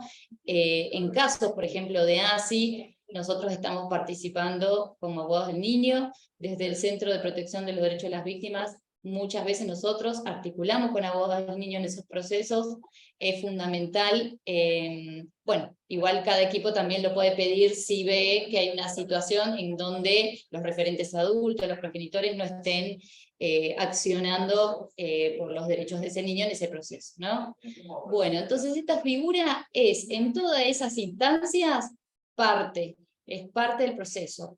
no eleva informes, no actúa como el asesor de incapaces, es el abogado del niño que tiene que llevar la voz de ese niño, niña, adolescente al proceso.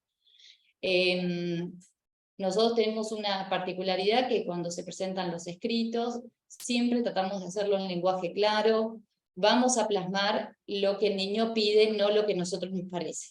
Esa es la particularidad que tiene, que es muy difícil la labor porque muchas veces trabajamos con niños pequeños, a veces no tenemos los espacios correspondientes como para encontrarnos o para que puedan comunicarse con nosotros, depende si tienen o no dispositivo, canales de comunicación, pero siempre vamos a tratar de buscar la manera de poder encontrarnos, también haciendo intervención con algunos organismos, para que podamos tener entrevistas, diálogos, nosotros darle todas las herramientas, es decir, toda la información posible dentro de su grado de madurez, para que pueda tomar decisiones, pueda hacer planteos y pueda ser parte y voz de ese proceso. Bueno, otra de las funciones del abogado del niño, como les decía recién, informar sus derechos, el escrito con un lenguaje claro. En este proyecto que les mencionaba, también se está ampliando el articulado respecto a las tareas de este abogado del niño. Lo mismo que cuando surgen resoluciones, sentencias interlocutorias, sentencias definitivas, que el juzgado pueda informar a ese niño que es parte del proceso con lenguaje claro. Eso también hay una normativa de la Suprema Corte respecto al lenguaje claro, que hay que hacerlo valer también en estos procesos. Bueno, como más lo operativo, este abogado del niño, bueno, ¿cómo se designa? El abogado del niño en el artículo 2 lo que dice es que esta figura, esta asistencia jurídica y defensa técnica será provista a partir de criterios interdisciplinarios. Bueno, eso está muy amplio, digo, tiene varias interpretaciones. Lo que se hace actualmente es, en el marco de la corresponsabilidad, que es un principio también de las leyes nacionales, provinciales y de la Convención, es que esa figura sea solicitada, pueda ser solicitada por los organismos intervinientes. Porque tal vez la escuela es el organismo de referencia del niño, la institución de referencia, el servicio local es el que tiene contacto cotidiano, y ahí aparecemos nosotros también podemos, digo, estamos acompañando a esa familia. Tenemos un seguimiento, un abordaje, un acompañamiento que venimos ya hace un tiempo, que es cotidiano. Bueno, nosotros podemos plantear, presentar esta figura como una herramienta. Nosotros lo podemos solicitar, lo puede solicitar el servicio local, lo puede solicitar la escuela, bueno, todos estos organismos que estábamos hablando. Y en algunas situaciones, lo más común es que luego de tener ese niño una entrevista con el cuerpo técnico interdisciplinario que tiene el juzgado, en estas materias, en estas situaciones que contaban Lisandro y María José, como de alimentos, de cuidado personal, régimen de comunicación, que se está discutiendo que se van a ir a vivir a otro lado. Bueno, ahí el equipo interdisciplinario juzgado, si entrevista a los niños, puede hacer mención a que recomienda que se designe un abogado del niño. Así que hay amplitud. Y todos los organismos y todos los equipos que puedan participar de la vida cotidiana del niño tienen la posibilidad de hacerlo a través de un informe. Esos informes, si es que no lo pide el juzgado, entonces esos informes se pueden elevar al registro de abogado del niño de cada colegio, que es el que tiene el registro, que es el que va a llevar el control de esos profesionales, que va a estar a cargo de las capacitaciones, etc. Ese registro está en cada colegio, entonces uno puede elevar el informe y solicitar la intervención de este profesional.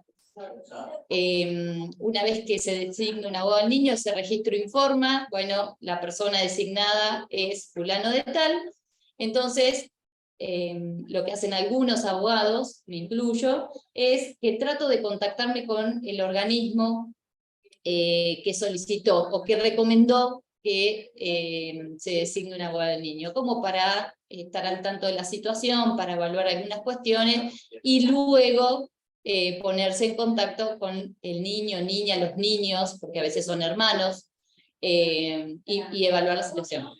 En el caso que sean hermanos, a mí me ha pasado que he tenido que me han designado para representar a 3, 5 hermanos, yo trato de entrevistarlos en conjunto, ver cuál es la situación general, y después, bueno, a veces las demandas por las edades, por las vivencias, por cómo se da también la estructura familiar, puede ser que tengan demandas diferentes, y eso ahí es recomendable que el abogado del niño lo informe en el juzgado y que pida el sorteo de otro abogado. En el caso de que no haya causa judicial, porque el abogado puede participar o puede presentarse antes de iniciar un proceso, recomendar al registro que sortee otro para trabajar en conjunto, debido a que hay intereses diferentes de los niños.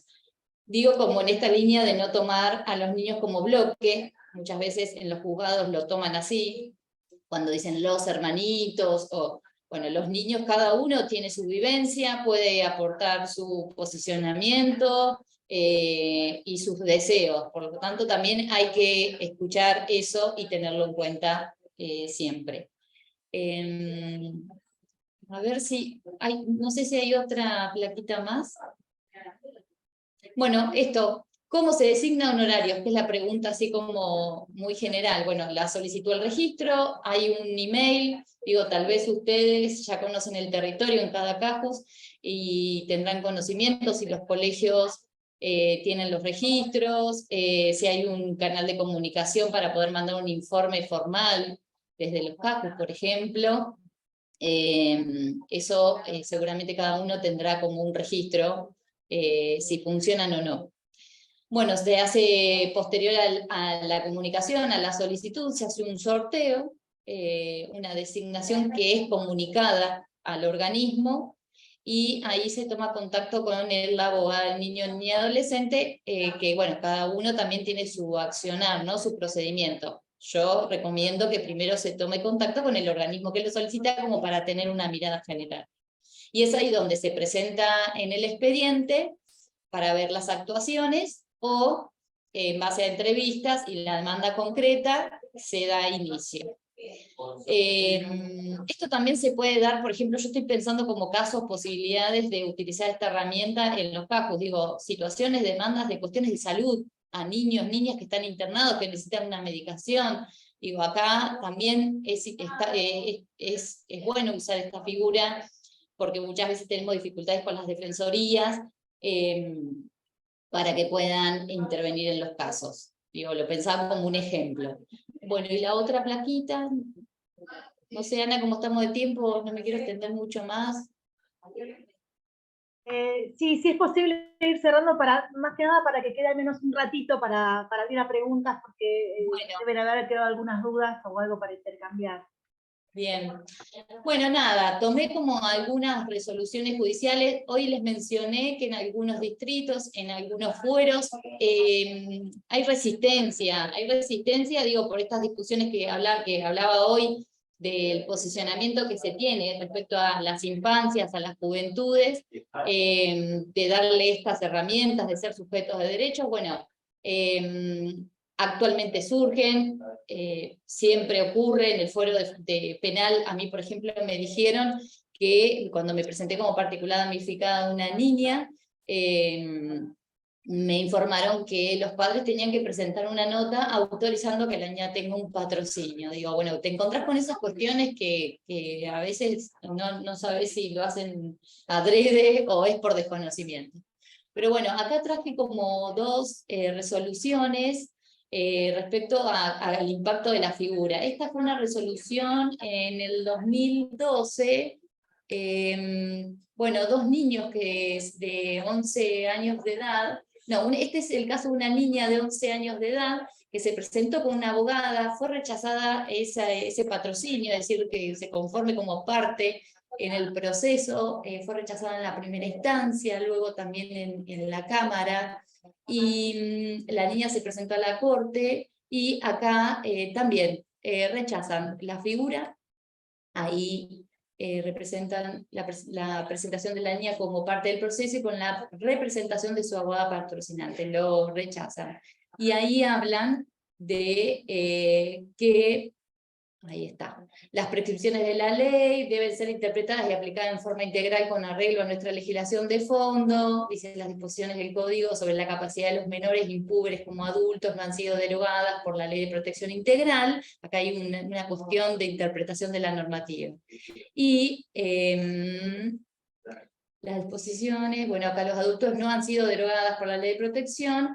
En consecuencia, de acuerdo a este régimen de fondo, los menores impúberes son incapaces absolutos que no pueden realizar por sí mismos actos jurídicos, como sería la designación y remoción de un letrado patrocinante, así como la actuación por derecho propio en un proceso en calidad de parte. Bueno, esto es cuando la Corte rechaza la designación de un abogado para que la niña se conforme como parte. Este es un posicionamiento en contra del derecho a ser parte y a ser oída. Este es del 2012, la otra, ¿me pasás la otra plaquita?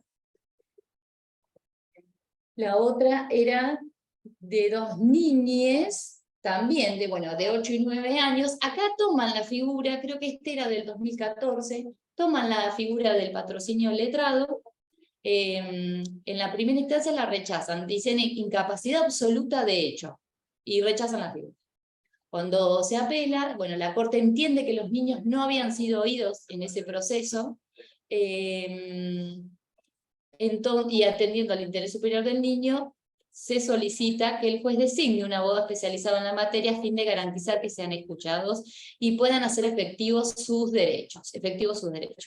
Acá la Corte lo que plantea el comentario de este fallo es que confunde el derecho a ser oído, que debe hacerse efectivo en todo proceso, porque eso está garantizado también en la normativa, al derecho a la asistencia letrada. Nosotros muchas veces, a los abogados del niño, nos convocan, por ejemplo, en un proceso de adopción, en la audiencia del artículo 12, que se llama así, de la Convención de los Derechos del Niño, que es la de que puedan ser oídos los niños, nos convocan a los abogados del niño para que seamos parte de esa audiencia, es decir, cuando ya el proceso está avanzado, que ya está para dictar sentencias respecto a la adopción, nos llaman como para que seamos parte de esa audiencia. Pero digo, es necesario que la figura del abogado del niño pueda participar y ser parte durante todo el proceso, no solamente en algunas audiencias que es para garantizar que la voz del niño, pero digo, nosotros hacemos como otra labor, que en esas audiencias también puede participar el asesor de incapaces. Bueno, creo que no tengo más. Luciana, no. Bueno, muchas gracias, Cori, muchas gracias. Y abrimos a preguntas, las que se les ocurran. Yo, si quieren, voy, mientras alguien se va animando, si quiere hablar o escribir, como prefieran, voy retomando algunas del chat, que creo que la primera es para Lisandro, que pregunta Mariela. No sé si Mariela estás. Si la leo o querés decirlo. Dice, cuando es por un viaje y si hay acuerdo, ¿dónde se gestiona el permiso correspondiente? Esta creo que es para Lisandro, ¿no? Sí, ahí las vi, hay una de Anabela también anterior. Bueno, antes el proceso era un poquito más complejo y había que ir adelante un escribano y más costoso. Ahora se hace a través de la plataforma de Mi Argentina. Es relativamente sencillo, se tiene que demostrar, por supuesto, el vínculo con las partidas, hacer un acta que se baja ahí mismo en la página, y pagar el arancel porque es arancelado. Eso se hace en migraciones. Perfecto. Y hay otra pregunta más de Anabela. Ahora sí dice, ¿ese plan de personalidad es vigente hasta los 16 años o 18 años? El plan de parentalidad. Parentalidad. Sí, tiene vigencia hasta los 18. Lo que pasa es que como lo que veíamos con la autonomía progresiva, es que la verdad que en el plan de parentalidad lo que se intenta es ordenar la relación interfamiliar, y con la autonomía mayor de los chicos cuando van creciendo, como que toma menos fuerza, sería. O sea, los chicos van adquiriendo autonomía y van realizando otras actividades. La respuesta a la pregunta es que es hasta los 18. Esa es la respuesta.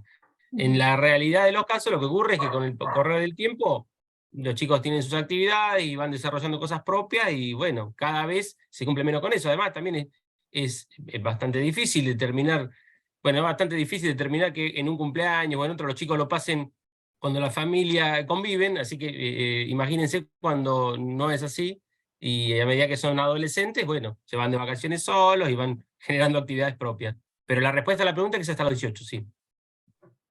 Bien, muchas gracias. ¿Alguien más que quiere preguntar algo? Si lo quiere decir o lo quiere escribir? Yo leo un comentario de Laura, que creo que es en relación a lo que ponía Coralia, que dice, claro, la ley es restrictiva, dice, pero teniendo en cuenta la Convención de los Derechos del Niño, dice, en el artículo 12, dice todos los procedimientos judicial o administrativos. Creo que retomando lo que vos decías, Coralia, recién, ¿no?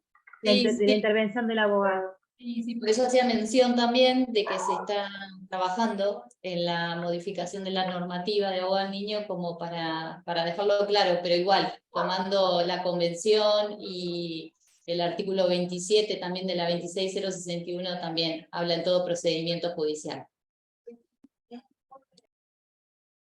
Bien. ¿Alguien más que quiera hacer alguna pregunta o aclaración? Si no hacen una pregunta, quiero hacer una aclaración yo de una pregunta que recibí por privado, en realidad, que era un tema que también quizás estaba previsto, que es el beneficio de litigar sin gastos, que si bien no es del Código Civil, sino que es del Código de Procedimiento, pero reciben muchas consultas respecto a esto, y también encuentran muchos inconvenientes respecto a su determinación.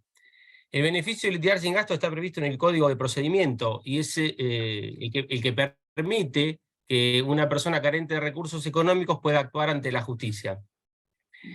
Si vamos a la técnica de la presentación, lo que nos exige en las defensorías es la presentación de 3 testigos y demostrar que no tiene medios económicos suficientes para solventar a un abogado, que se hace con una cortita prueba. Se mandan oficios al registro de la propiedad automotor y acá en la provincia, y al registro de la propiedad inmueble. Lo que hay que diferenciar, porque me consultaban si en todos los departamentos judiciales es lo mismo, y no es lo mismo, porque cuando estamos nosotros en un departamento judicial que es cabecera de partido, particularmente por ejemplo acá en La Plata, nos encontramos con una diversa cantidad, muchas defensorías que pueden hacer lugar. Otro es el tema que ocurre en donde existen los juzgados de paz letrado, que ahí sí el escollo es un poquito más importante, porque lo que determinan es la designación de un abogado de la matrícula. Como abogado de la matrícula en el Colegio de Abogados Departamental, los abogados nos podemos anotar y sortean de esa anotación un abogado para que te patrocinen las causas. Y respecto a qué es lo que no ¿qué determina la Corte para no tener bienes suficientes? Bien, eso también queda un poquito a criterio de cada juzgado y cada departamento, pero se tiene en cuenta lo que es un sueldo mínimo vital y móvil y que no tenga bienes, grandes riquezas. La pregunta recurrente es, ¿una persona que tiene una sola casa puesta bien de familia no puede acceder? Y la respuesta es que sí, debería poder y no debería encontrar mayor inconveniente en que las defensorías les designen un abogado.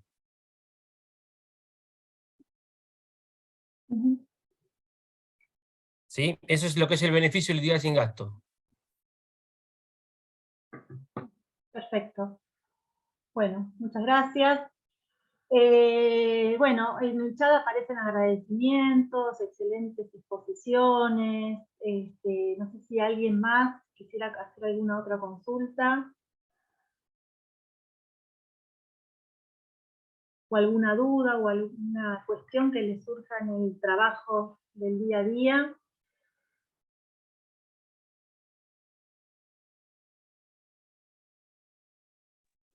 Ana, también digo, propuestas de temáticas que consideren importantes como para hacer talleres o para traer casos puntuales para trabajarlos. Digo, está ese espacio abierto. Ahora creo que tenemos, si no me equivoco, la semana que viene, sobre violencia familiar y de género, una capacitación. Digo, también se abre a propuestas o a otras temáticas de familia o de salud mental, digo, como para ir pensando y poder programar y ver también que se propongan algunos compañeros que estén trabajando o que conozcan la temática. Sí, al principio los invitábamos justamente de esto, sobre esta temática o la que fuere, que les surja como inquietud, o que piensen que por ahí necesitan una vuelta más, o una capacitación, o lo que fuere, que nos comuniquen a través de nuestro mail de capacitaciones, como una vía para que, bueno, a partir de ahí podamos pensar o podamos redirigir también si es una propuesta o lo que fuere, ¿no? El lunes, sí, recordarles que el lunes tenemos la próxima capacitación, este lunes, que en realidad es más de aspectos más prácticos, pero tiene que ver un poco la situación de violencia y en relación al foro de familia y todo el circuito de la denuncia y como los pasos a seguir un poco para refrescar, pero también para poder incorporar algunas cuestiones en relación al foro de familia, ¿no? El lunes los esperamos a las 10, ya debe estar llegando el link en estos momentos para poder unirse al lunes. Bueno, y en realidad todos agradecimientos. Acá hay una pregunta del Casco de Punta Indio que dice como propuesta, no, es una propuesta, como propuesta dice medidas cautelares y notificaciones. Bien, tomaremos nota entonces. Bueno, algo más que hubiesen querido aclarar, lo mismo para María José. O algo más que ustedes crean que les haya quedado ahí. Nada, algo más para decir.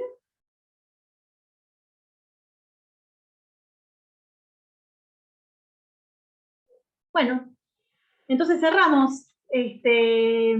Cerramos esta capacitación.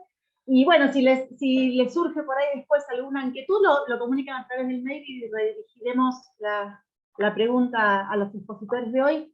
Agradecerles a Coralia, a María José y a Lisandro por haber participado, por haber hecho estos PowerPoint y por haber estado acá y a ayudarnos de alguna manera, que además son trabajadores de la dirección, ayudarnos en el sentido de compartir el saber, ¿no?, de ustedes. Y agradecer a todos ustedes por estar aquí también, y bueno, nos volvemos a encontrar entonces el lunes a las 10 de la mañana también por esta vía con la segunda parte de esta capacitación. Bueno, nos vemos el lunes entonces, y buen fin de semana para todos. Gracias por la atención. Hasta luego.